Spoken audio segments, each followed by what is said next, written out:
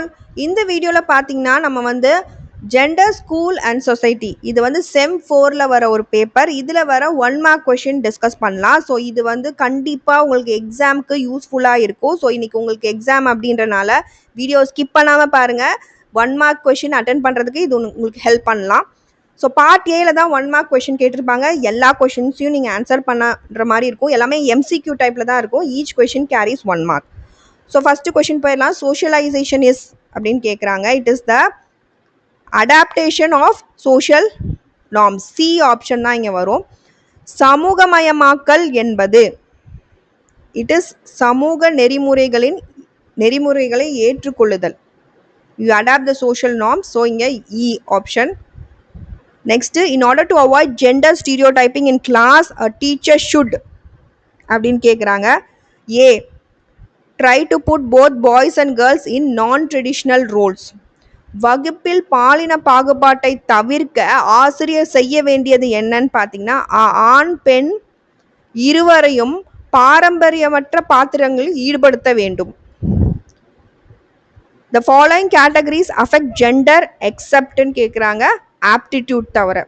பின்வரும் பிரிவுகளில் பாலினத்தை அதிகம் பாதிக்காதது எது? நாட்டம். ஸோ பி ஆப்ஷன் தான் வரும். மற்றதெல்லாம் வராது.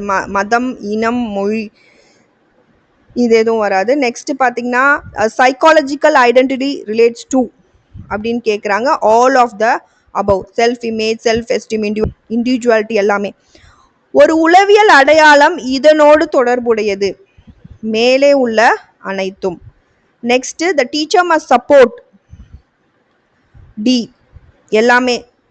ஆசிரியர் ஆதரிக்க வேண்டியது மேலே உள்ள அனைத்தும். Gender equality, constitutional culture, innovation எல்லாத்தையுமே ஆதரிக்கணும்.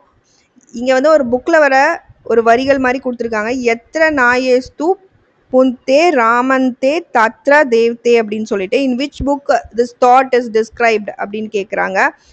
So it is C, Manusmriti. So என்ற சிந்தனை எந்த நூலில் விளக்கப்பட்டுள்ளது? மனுஸ்மிருதி.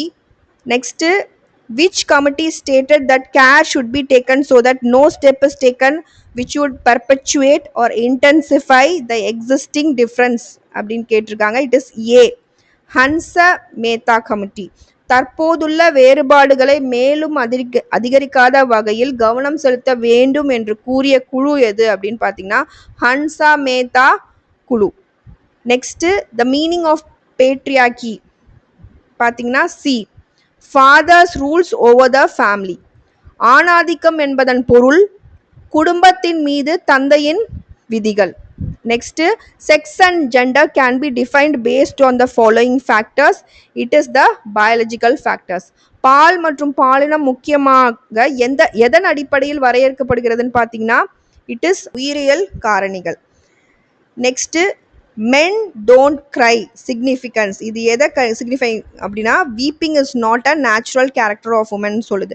ஆண்கள் அழுவதில்லை என்பதன் அர்த்தம் அழுவது மனிதன் இயல்பான குணம் அல்ல என்று வந்து சொல்லுது. Next, what does gender refer to in educational discourse அப்படின்னு கேட்குறாங்க. It is C, roles and expectation constructed by society.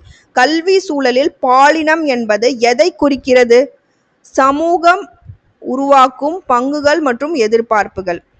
Next, which of the following is an example of gender stereotype ன்னு கேட்குறாங்க. It is B, boys are better at maths than girls. இது கொடுக்குறதுல பின் வருணவற்றில் பாலின ஒரே மாதிரி எண்ணத்திற்கு எடுத்துக்காட்டு எது அப்படின்னு பார்த்தீங்கன்னா பெண்களை விட ஆண்கள் கணிதத்தில் சிறந்தவர்கள்னு சொல்கிறது. பேட்ரியார்கி இஸ் பெஸ்ட் டிஃபைன்ட் ஆஸ்ன்னு கேட்குறாங்க. It is a system where men hold the primary power. ஆணாதிக்கம் என்பதன் சிறந்த வரையறை பார்த்தீங்கன்னா ஆண்கள் முதன்மை அதிகாரம் வகிக்கும் அமைப்பு.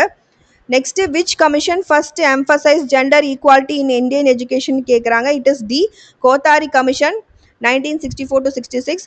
இந்திய கல்வியில் பாலின சமத்துவத்தை முதலில் வளர்த்திய ஆணையம் எது? கோத்தாரி ஆணையம்.